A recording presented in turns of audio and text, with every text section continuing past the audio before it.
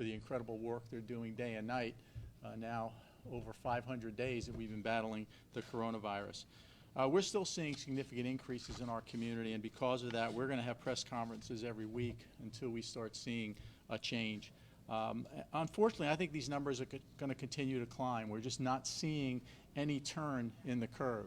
We're adding cases every single day, and we're breaking records that we just don't want to break. There are all-time high numbers. Today we have 571 patients with COVID in our health system. That's the highest we've ever seen. And these are our family members, our friends, our neighbors, and members of our community. And the numbers are continuing to go up. We're also seeing that these patients are getting sicker, and they're getting sicker faster, which is very worrisome to us. Of those 571, 86 are in the intensive care unit, and 52 are on ventilators. This has far surpassed last year's surge, where the highest number we saw last July was 372. We've also seen more children in Golisano Children's Hospital than ever before. Throughout the pandemic, we've averaged 1 or 2 patients in Golisano Children's Hospital, and today we have 7, and 4 of those are in the intensive care unit. We're facing a situation that we've never really faced before.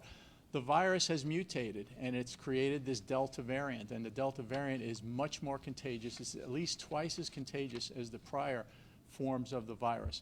And the more the virus replicates in our community, the more likely we are to see other variants and other mutations, and that's what's very, very worrisome to us as we look at this. And we know the Delta variant is accounting for the vast majority of new infections in our community. Our frontline teams are here every day, and they're working their hearts out.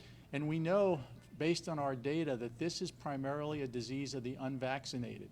The virus is out there, and it is looking for unvaccinated people to infect.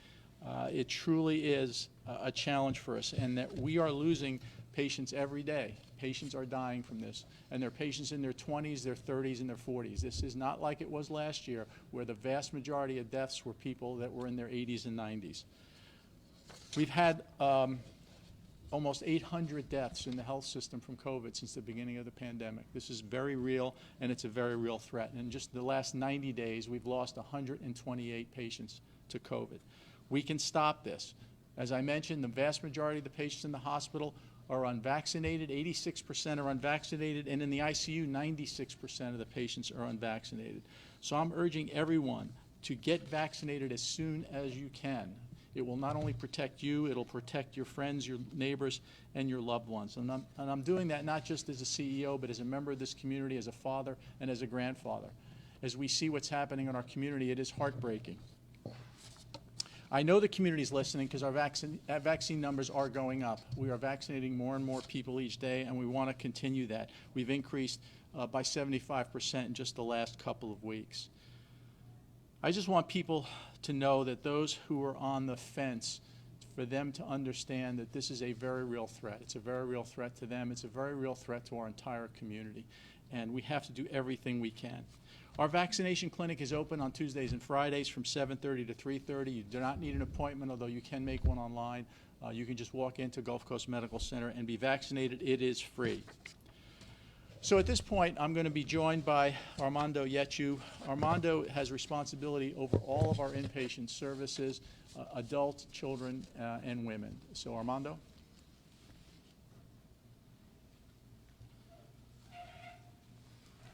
Thank you, Larry, and thank you all for being here to help us spread the message. We are in a crisis like we did not see last year during the first wave. As Larry shared, the greatest number of patients we had admitted in our hospitals last year was 372. We're up over 570 this morning.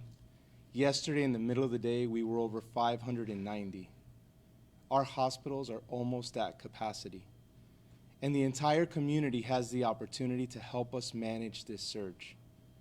As Larry said, this isn't a Lee Health issue.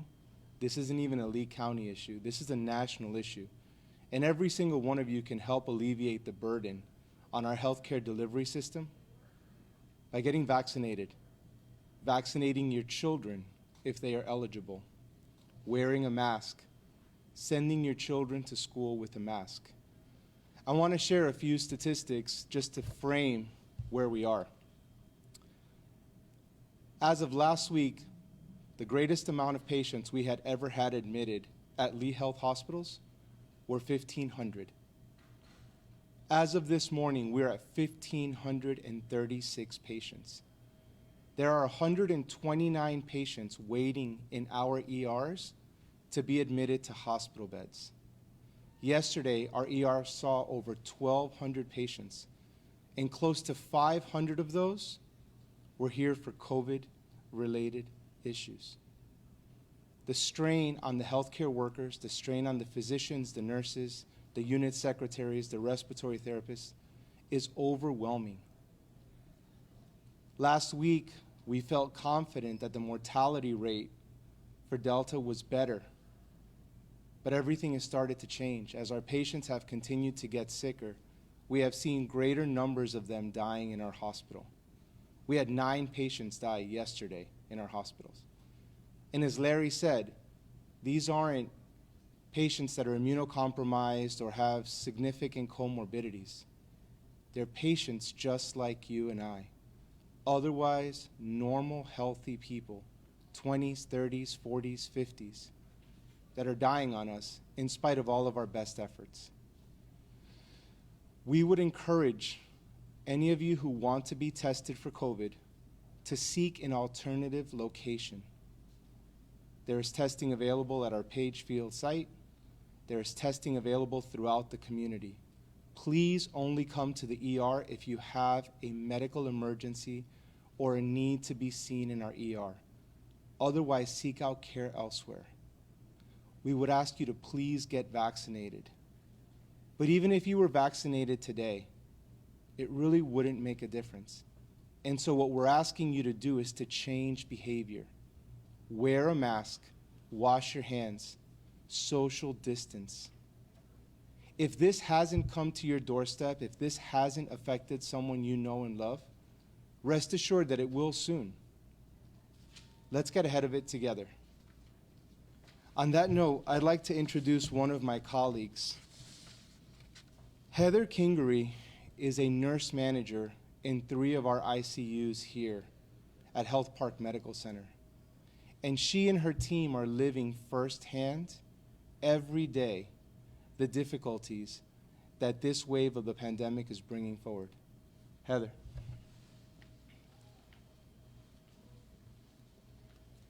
Thank you, Armando, Dr. Antonucci. I'm here today to talk with you all about what we've been experiencing over the past year, and more specifically what we've seen in our intensive care units in the past few weeks.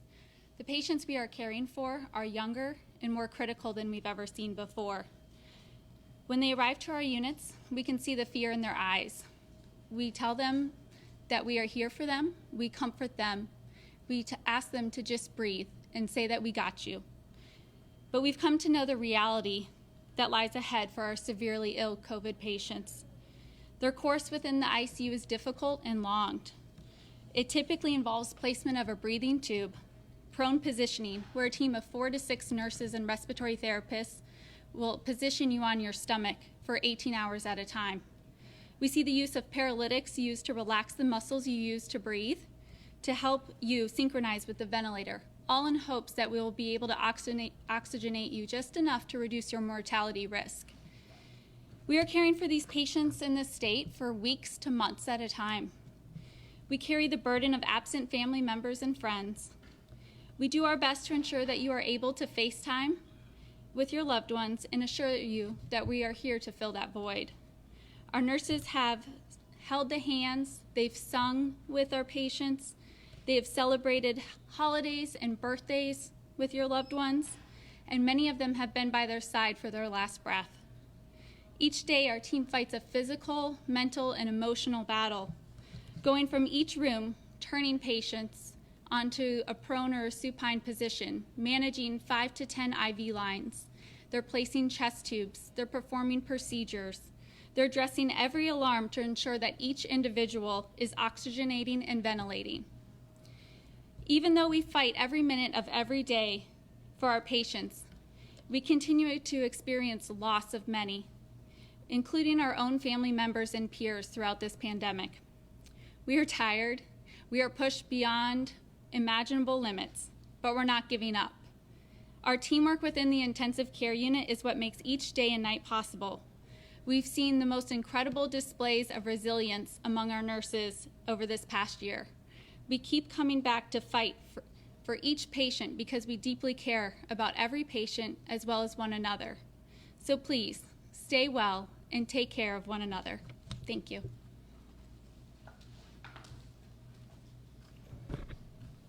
Thank you for that, Heather. Very powerful. We'll now open it up to questions. If Dr. Antonucci, you want to come up? Who's got the first question? I have a question. Oh, okay, that's fine. Go ahead. We'll get you next. Go ahead.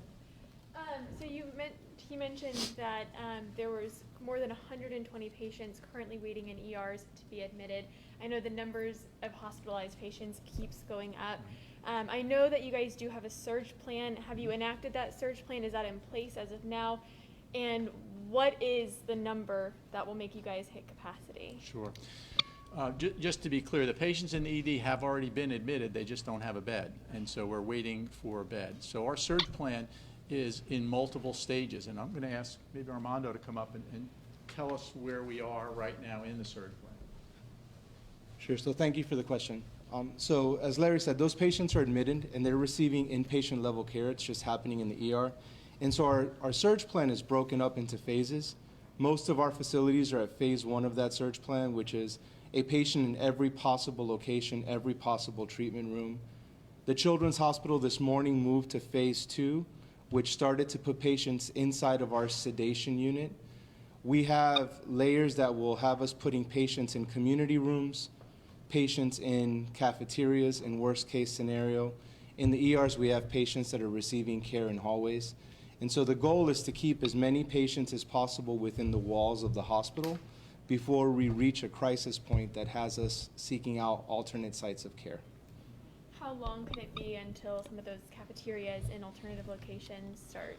So the position that I've taken is that we will soon start moving patients from one facility to the next.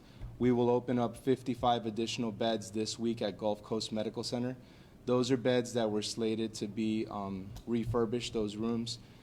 Once we've reached the capacity, which might be somewhere around 700 patients, then we will really start to move into alternative care sites within the hospitals.